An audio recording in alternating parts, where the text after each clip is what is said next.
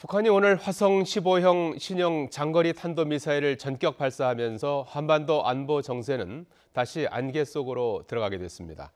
북한의 이번 도발은 핵무력 완성을 선언한 이후에 미국과 담판을 추진하는 것이 유리하다는 판단을 내린 것으로 분석됩니다. 왕선택 통일외교 전문기자입니다. 북한은 지난 9월 15일 화성 12형 미사일 발사 이후 2달 반 동안 핵과 미사일 도발을 자제해왔습니다.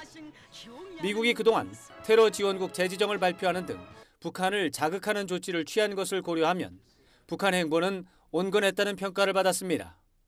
온건한 행보의 배경으로는 기술적으로 준비가 부족했거나 대북 제재로 고통이 가중됐기 때문이라는 설명이 나왔습니다. 그러나 이번 미사일 발사로 북한은 이른바 핵무력 완성을 위한 노력을 멈추지 않겠다는 의지를 거듭 확인했습니다. 이번 실험 자체는 실패해서는 안 되는 어떤 기술적인 완결성 이런 차원에서 이번에 제 실험도 실제 발사보다는 원거리 그러니까 고각 발사를 통해서 어떤 부족했던 기술적인 측면을 확인하려고 했던 부분이 가장 크지 않을까라고 생각을 합니다.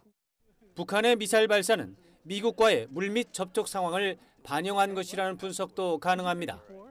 북미 간 물밑 접촉이 팽팽하게 맞서 있는 상황에서 미국을 압박하는 차원에서 벼랑 끝 전술을 택했다는 시나리오입니다. 하지만 물밑 접촉이 결렬돼 북한이 핵무력 완성을 선언한 이후에 본격적인 담판에 나서겠다는 전략을 재확인한 것이라는 추정도 가능합니다. 어떤 경우든 내년 1월 김정은이 신년사에서 핵무력 완성을 선언할 가능성이 높아졌고 이에 앞서 북한이 화성 14형 미사일을 정상 각도로 태평양으로 발사하는 실험을 감행할 가능성이 유력합니다. 이에 대해 우리 정부는 물론 미국과 중국도 강하게 반발하면서 북한에 대한 제재와 압박을 강화할 가능성이 높다는 점에서 한반도 안보 정세는 당분간 긴장감이 고조될 것으로 우려됩니다. YTN 왕선택입니다.